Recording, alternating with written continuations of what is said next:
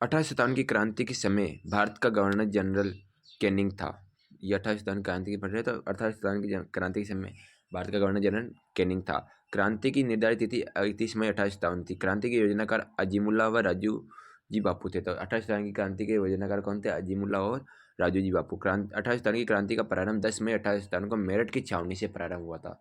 10 मई 1857 को मेरठ की छावनी से प्रारंभ हुआ था। 1857 की क्रांति का प्रारंभ मुस्लिम बटालियन ने किया था। 1857 की क्रांति का प्रारंभ किसने किया था? मुस्लिम बटालियन ने।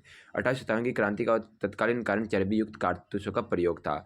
12 मई 1857 को क्रांतिकारियों ने दिल्ली पर अधिकार कर लिया और बहादुर शाह जफर को क्रांतिकारी का नेता घोषित किया गया। क्रांति के समय राजस्थान का एजीजी जॉर्ज यानी पैट्रिक लॉरेंस था ना, और मुख्यालय इसका कहाँ पर था? अजमेर में था। भारत ये सभी पूछते यानी कि प्रथम जो एजीजी कौन था? तो प्रथम एजीजी था लोकेट। कौन था? लोकेट। और क्रांति के समय कौन था? George Patrick Lawrence. आगे देखिए, राजस्थान में ग्रीष्मकालीन मुख्यालय कहाँ पर था? माउंट आबू में था। क्रांति की 6 छावनियाँ कौन सी थी? तो बताइए। नशीराबाद, नीमच, एरनपुरा, ब्यावर। नशीराबाद अजमेर में, नीमच मध्य प्रदेश में, और एरनपुरा पाली में, देवली टोंक में, और ब्यावर अजमेर में, देवली टोंक में, और खेरवाड़ा उदयपुर में।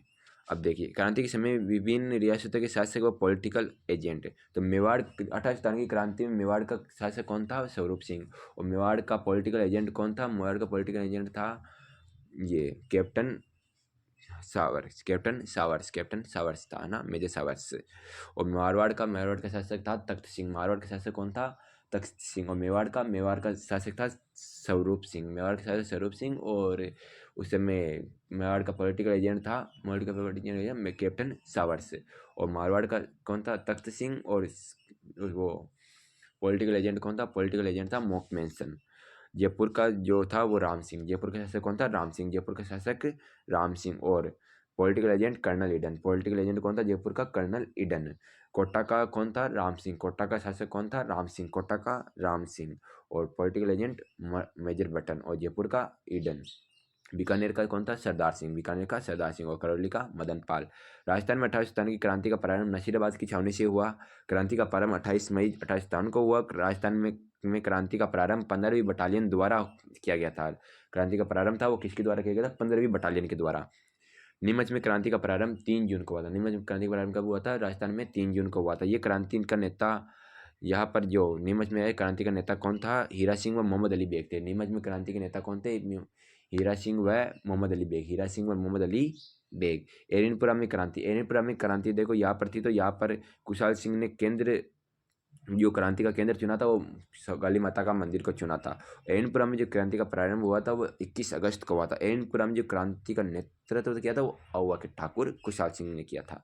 बिठोड़ा का युद्ध जो इसमें ही हुआ था, बिठोड़ा का युद्ध 8 सितंबर 1857 को, 8 सितंबर 1857 का हुआ था बिठोड़ा का युद्ध।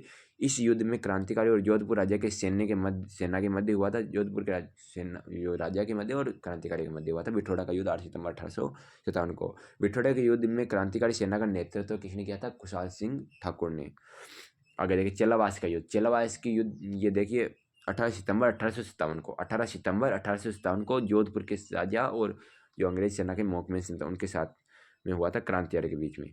इस युद्ध में क्रांतिकारियों का नेतृत्व किसने किया था? कुशाल सिंह ने किया था। और इसमें कौन जो मोहकमे सिंह मारा गया था, और मोहकमे सिंह को का जो सिर है वो क्या पर आहुआ के किले पर टाक दिया गया था। मोहकमे सिंह है जो मोहकमे सिंह क्या कहा जाता है? रेवाड़ी जाति का इसको लोक देवता कहा जाता है। रेवाड़ी के लोग, रेवाड़ी जाति है वो इनको लोक देवता के रूप में पूछती है।